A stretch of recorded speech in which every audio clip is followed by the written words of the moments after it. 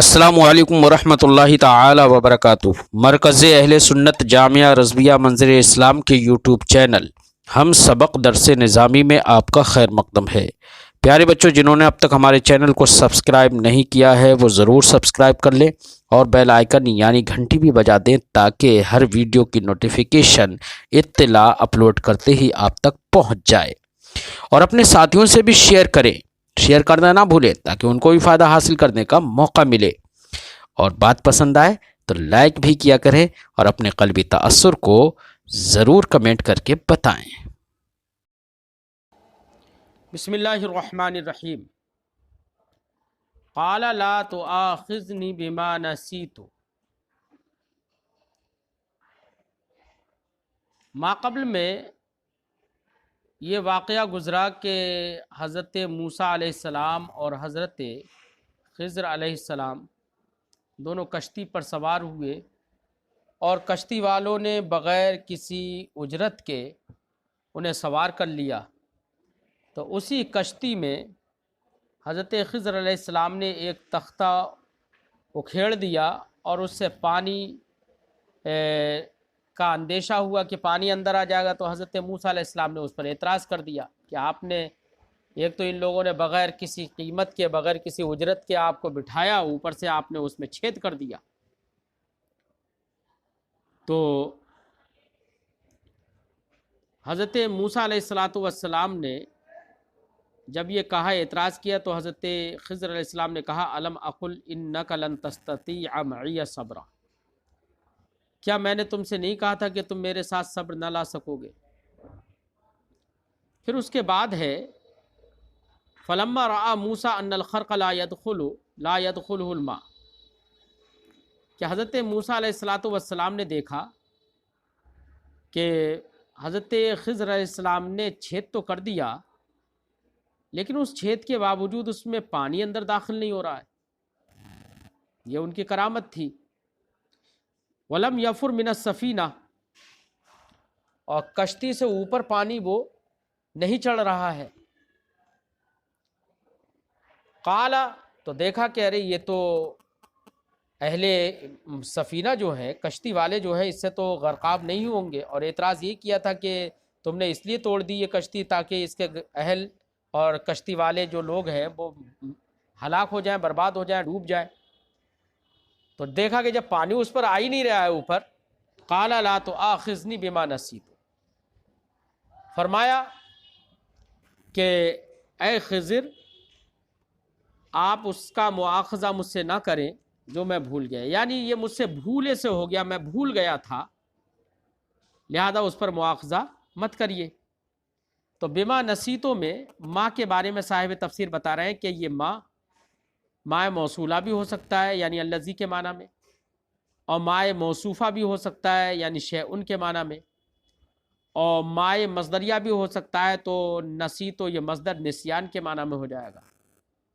تینوں طرح کا یہ ماء ہو سکتا ہے، وہی بتا رہے ہیں۔ فرماتے بما نسیتو اے بالذی نسیتو، تو اگر ماء کو موصولہ مانیں گے تو موصولہ کا صلہ جب جملہ ہو تو اس میں موصول کی جانب ایک عائد کا ہونا ضروری ہوتا ہے، تو یہاں پر عائد نہیں ہے، تو ماں کو موصولہ مانیں گے تو فرماتے ہیں کہ عائد محذوف ماننا پڑے گا، اصل عبارت ہوگی بالذی نسیتہ، ٹھیک ہے؟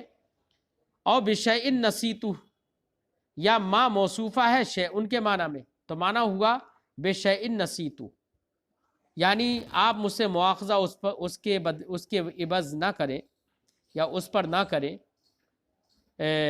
ایسی شے کے وجہ سے نہ کریں جس کو میں بھول گیا، تو شیء موصوف ہو جائے گا، نسیتہ اس کی صفت ہو جائے گا، پھر یہاں پر ماں موصوفہ ہوگا۔ اور بے نسیانی سے تفسیر اس لیے کی، یہ بتانے کے لیے کہ ماء مصدریہ بھی ہو سکتا ہے، یعنی میرے بھولنے پر آپ مواخذہ نہ کریں۔ ارادہ انہ نسی وصیتہ، حضرت موسیٰ علیہ السلام کی مراد یہ ہے کہ حضرت خضر علیہ السلام نے جو پہلے وصیت کی تھی، حضرت موسیٰ علیہ السلام ان کی وصیت کو بھول گئے۔ ولا مؤاخذۃ علی الناس، اور جو بھول جائے، بھولنے والے پر کوئی مواخذہ نہیں ہوتا ہے۔ یا مراد یہ ہے ان کی نسیان سے مراد ان کی ترک ہے، یعنی لفظ نسیان بولا ہے لیکن مراد کیا ہے؟ ترک ہے، یعنی جو میں آپ نے نصیحت کی تھی، وصیت کی تھی، میں نے اس وصیت کو ترک کر دیا، چھوڑ دیا، اس پر عمل نہیں کیا، تو میرے اس چھوڑنے پر اور اس ترک کرنے پر مواخذہ نہ فرمائیں، یہ مطلب ہوا۔ کیوں؟ چھوڑنے پر تو مواخذہ ہونا چاہیے، تو یہاں پر چھوڑنے سے مراد پہلی بار چھوڑنا ہوا نا، کہ ابھی وصیت تو آپ نے کی تھی لیکن مجھ سے جو وصیت ترک ہوئی ہے وہ پہلی بار ہوئی ہے، اور پہلی بار میں درگزر کر دیا جاتا ہے، اس لیے یہاں پر یہ بھی معنی ہو سکتا ہے نسیتو بمعنی ترکتو۔ اب معنی ہوگا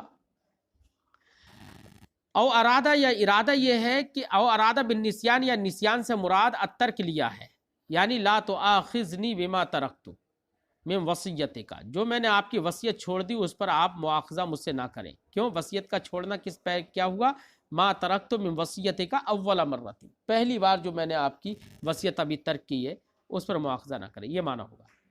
ولا ترہقنی من امری عسرا، اور آپ میرے معاملے کو مشکل نہ بنائیں۔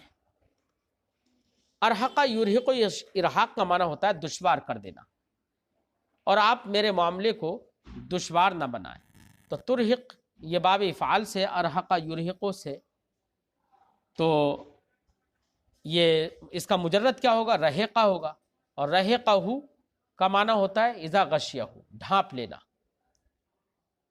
اور باب افعال میں اگر لے جائیں گے تو ارحقہ یاہو کا معنی ہوتا ہے لا تغشنی عسرا من امری،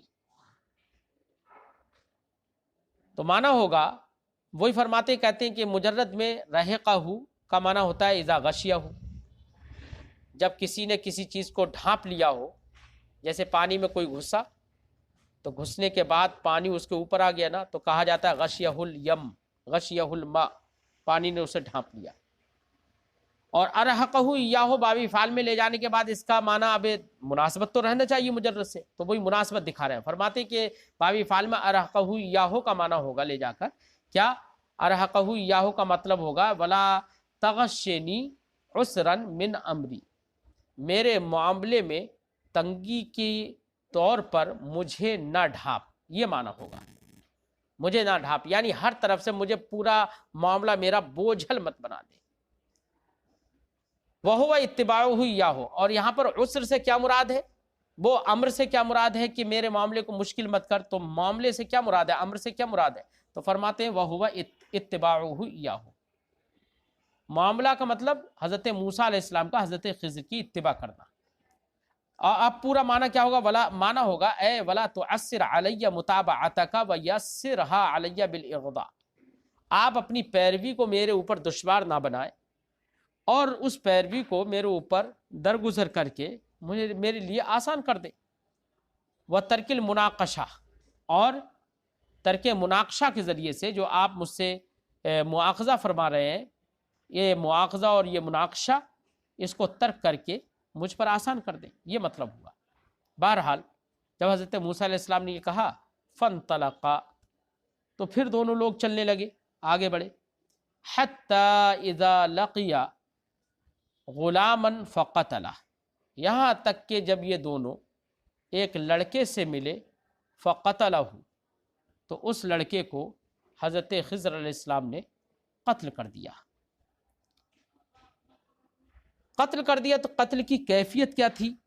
تو قتل کی کیفیت کے سلسلے میں اختلاف ہے۔ ایک کی روایت جس کو امام بخاری نے ذکر کیا ہے، اس روایت میں یہ ہے کہ قال سعید وجد غلمانا یلعبون فاخذ غلاما فاضجعه ثم ذبحه بالسکین، یعنی حضرت سعید نے فرمایا کہ حضرت خضر علیہ السلام نے چند لڑکوں کو دیکھا کہ وہ کھیل رہے ہیں، تو ان میں سے ایک لڑکے کو پکڑا اور اس کو لٹایا اور چھری سے اس کی گردن کاٹ دی، یعنی ذبح کر دیا اسے۔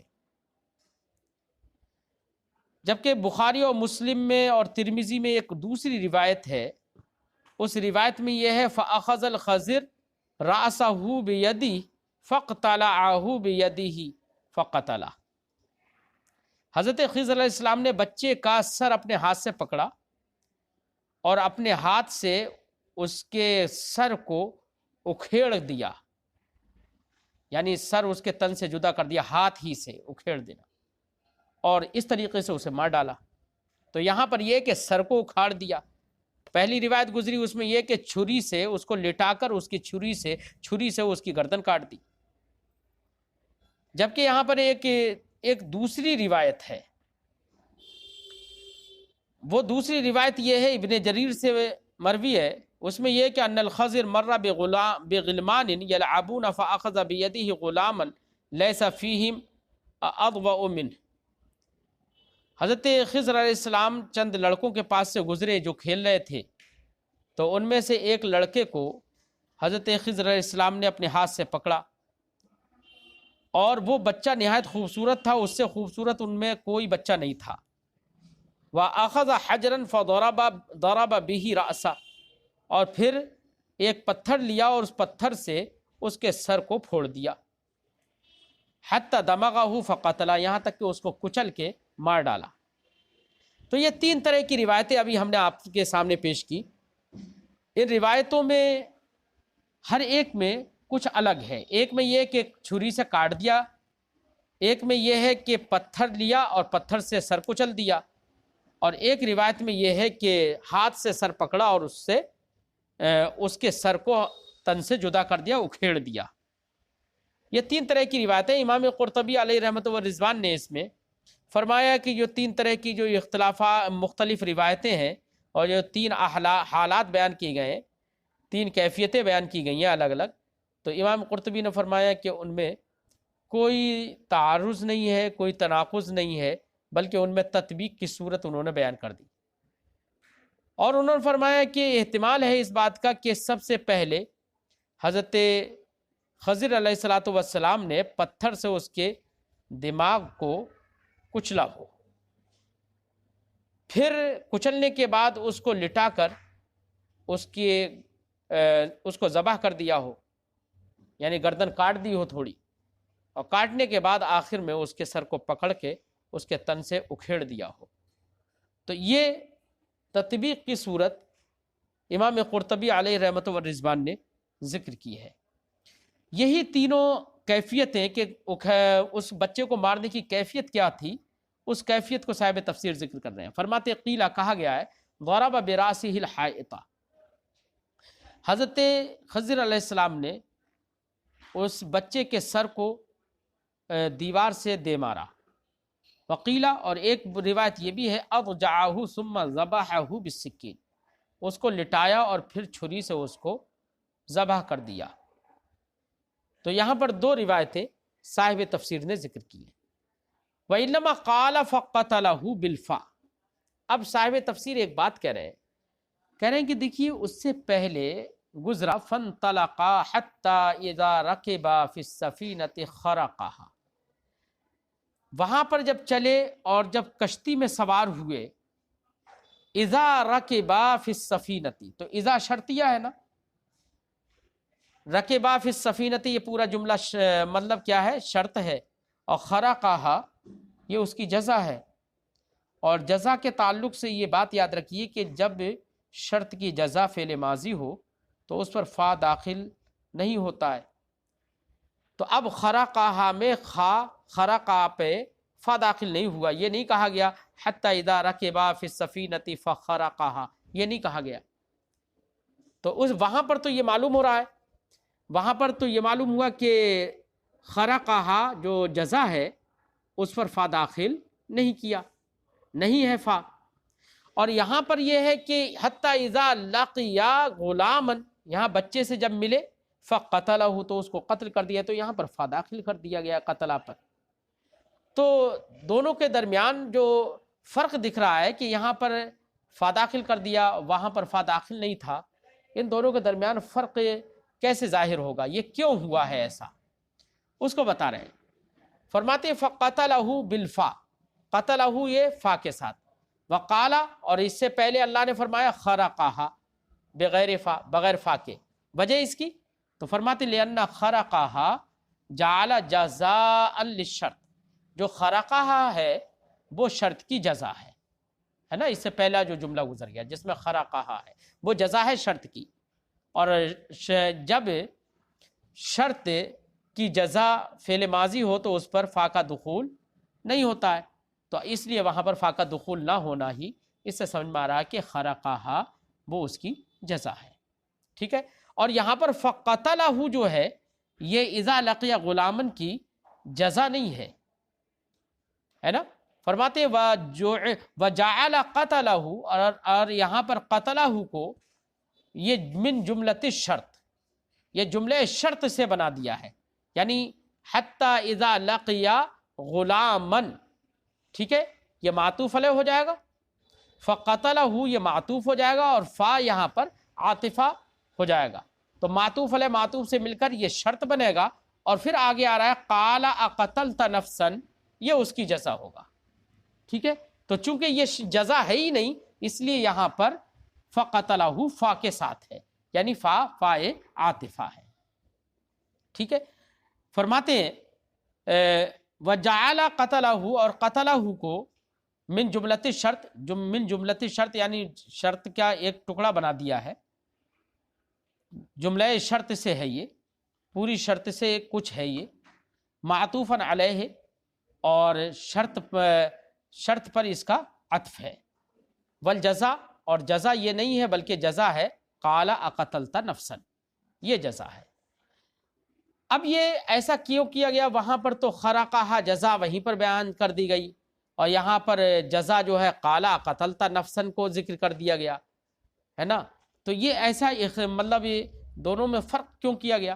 تو اس کی وجہ بتا رہے ہیں، فرماتے وَإِنَّمَا خُولِفَ بَيْنَهُمَا، دونوں کے درمیان یہ مخالفت کر دی گئی، الگ الگ دونوں کو کر دیا گیا، کیوں؟ لِأَنَّ خَرْقَ السَّفِینَہ، کیونکہ کشتی کو توڑنا یا کشتی کا تختہ اچیل دینا، نکال دینا، لم یتعقب الرکوبہ، وہ سوار کے فوراً بعد نہیں تھا، سواری کے فوراً بعد نہیں تھا، وقد تعقب القتل لقاء الغلام، جبکہ یہاں پر قتل فوراً بچے سے ملنے کے بعد تھا، تو یہاں پر فا تعقیب یا یہ بتانے کے لیے کہ یہاں پر بچے سے ملتے ہی اس کو فوراً قتل کر دیا، تو یہاں پر فا کو تعقیبیہ لا کر یہ بتا دیا کہ یہاں پر فوراً ملنے کے بعد قتل ہوا، اور وہاں پر فوراً سوار ہونے کے فوراً بعد اٹھانا، اس کا تختہ نکالنا نہیں ہوا، تو اس لیے وہاں پر فا تعقیبیہ نہیں لایا گیا۔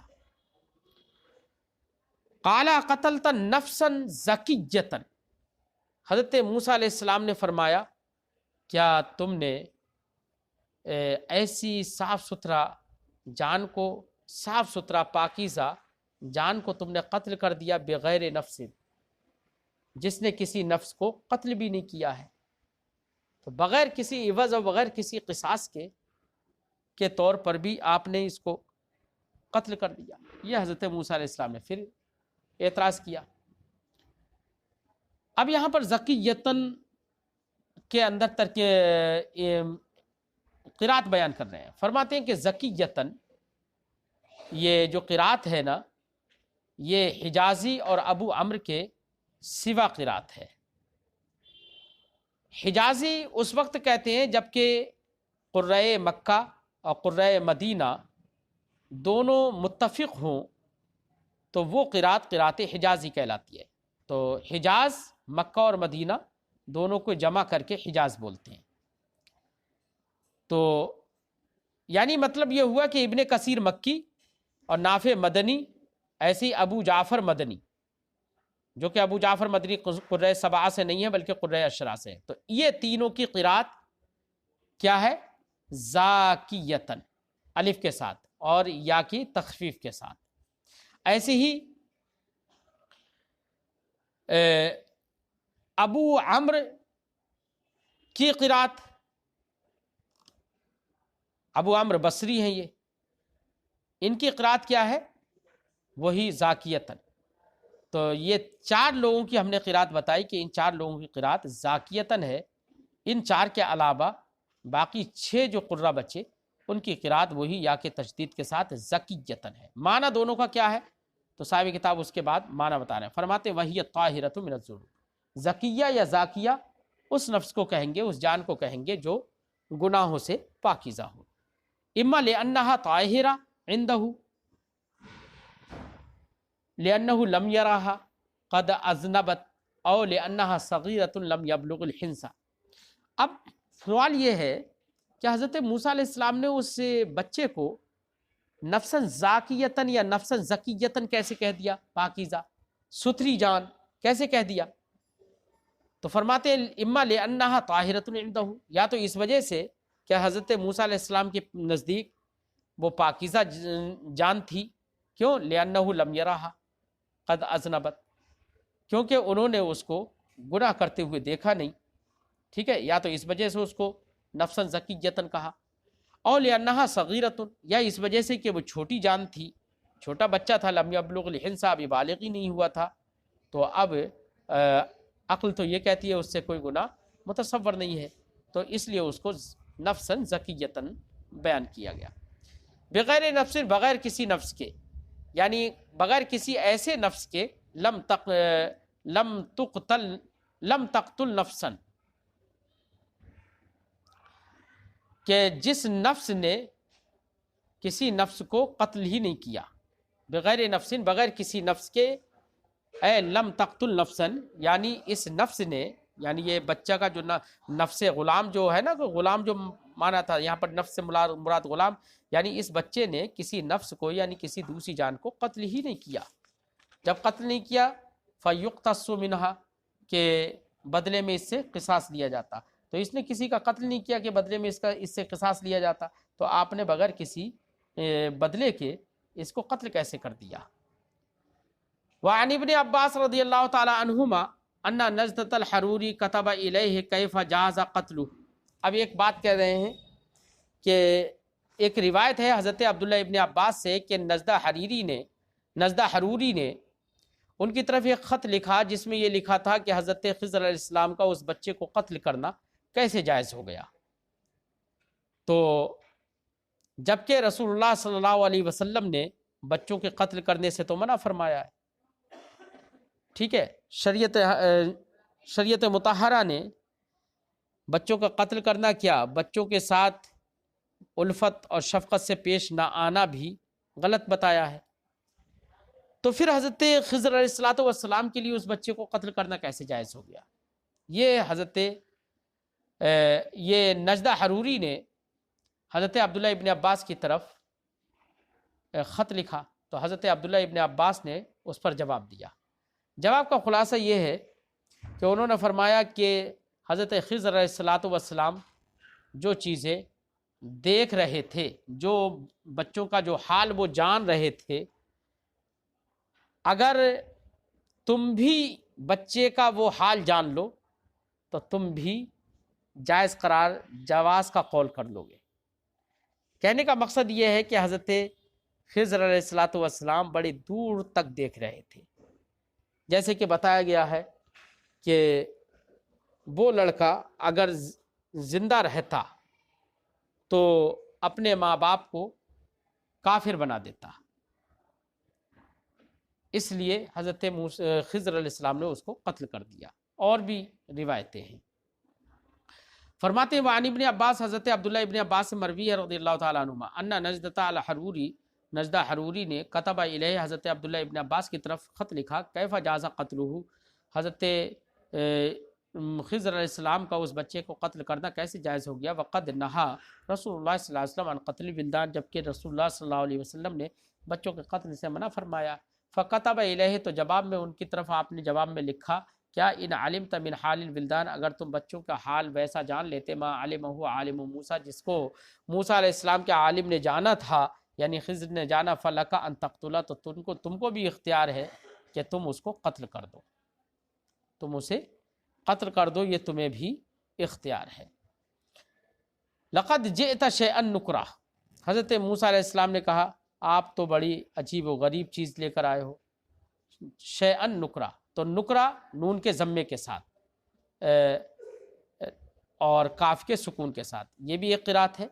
और एक क़िरात है काफ के ज़म्मे के साथ नुकोरा बेज़म्मिल काफ है सुकाना मदनी, जहाँ पर भी हो, जहाँ पर भी लफ्ज़ ये आया है तो काफ के ज़म्मे के साथ ये मदनी क़िरात है, यानी ابن نافع مدنی کی قرات ہے اور ابو بکر کی بھی قرات ہے، ٹھیک ہے، اور جہاں پر بھی ہو وہاں پر یہ لوگ کاف کے ضمے کے ساتھ پڑھتے ہیں، کیا نکورا، وہو المنکر، نکرا ہو یا نکورا ہو، وہ کس کے معنی میں ہے؟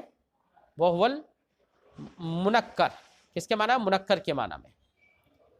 وقیل النکر اقل من الامر، نکر جو ہے وہ امر سے کم تر ہوتا ہے، نکر سے امر سے کم تر ہوتا ہے۔ کیا کہنے کا مقصد ہے؟ اور بلکہ اس کو هو المنکر مت پڑھو، هو المنکر پڑھو، نکرا کا معنی منکر، منکر نہیں، کیا ہے؟ منکر، منکر کا مطلب ہوتا ہے برا، تو اب معنی ہوا لقد جئت شیئا نکرا، تم تو بہت بری بات لے کر آئے، یعنی تم نے برا کام کیا، یہ معنی ہوگا، منکر نہیں۔ وقیل النکر اقل من الامر، اصل میں صاحب تفسیر اب آگے قیلہ سے یہ بتا رہے ہیں، جب پہلا معاملہ ہوا تو وہاں پر حضرت موسیٰ علیہ السلام نے فرمایا لقد جئت شیئا امرا، تو وہاں پر امر فرمایا اور یہاں پر نکر فرمایا، تو امر اور نکر کے درمیان کچھ فرق ہے کیا؟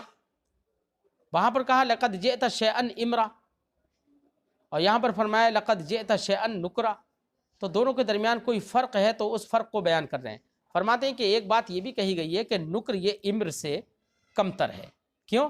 لأن قتل نفس واحدہ اہون من اغراق اہل سفینہ، کیونکہ پہلا معاملہ یہ تھا کہ پوری کشتی والوں کو ڈبانا، اور دوسرے معاملے میں صرف ایک جان کو قتل کرنا ہے، اور ظاہر بات ہے ایک جان کو قتل کرنا یہ کمتر ہے اور آسان تر ہے اس کے مقابل کہ پوری جماعت کو قتل کیا جائے۔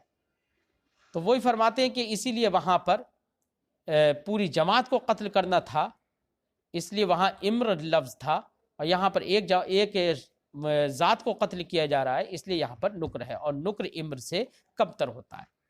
فرماتے قیلہ کہا گیا ہے النکر اقل من الامر، نکر یہ امر سے کمتر ہے، کیوں؟ لأن قتل نفس واحدہ، کیونکہ ایک جان کو قتل کرنا آسان ہے، من اغراق اہل سفینہ، اہل سفینہ کے ڈبانے سے، پورے کشتی والوں کو ڈبانے سے۔ اور معنی ہو یا معنی یہ ہے جئت شیئا انکر من الاول، یعنی نکرا ہے یہ انکر کے معنی میں ہو، معنی یہ ہوا کہ تم تو ایسی چیز تم لے کر آئے، تم نے ایسی چیز کی ہے انکر من الاول جو پہلے سے بھی زیادہ عقل میں آنے والی نہیں ہے، کیوں؟ لأن الخرق یمکن تدارکہ بالصد، کیونکہ پھٹن جو تم نے تختوں میں پھٹن کر دی تھی، تختہ اچیل دیا تھا، نکال دیا تھا، اس خرق کا تدارک اور اس کی تلافی ممکن ہے اس طور سے کہ اس کو باندھ دیا جائے، بند کر دیا جائے۔ ولا یمکن تدارک القتل، اور قتل کا تو تدارک ممکن ہی نہیں ہے، کیونکہ جو جس آدمی کو قتل کر دیا وہ تو مر ہی گیا، جب مر گیا تو اس میں تو تلافی ہو ہی نہیں سکتی ہے، تو دوسرا والا معاملہ جو ہے وہ پہلے معاملے سے کیا ہے، بالکل اس میں تلافی کی گنجائش ہی نہیں ہے، تو پہلے والے کے مقابل دوسرا والا معاملہ زیادہ سنگین ہو گیا۔ جب زیادہ سنگین ہو گیا تو اگر زیادہ سنگین کے معنی میں ہو تو یہاں پر نکرن بے معنی انکر ہوگا، یعنی حد سے زیادہ، بہت زیادہ برا، ٹھیک ہے۔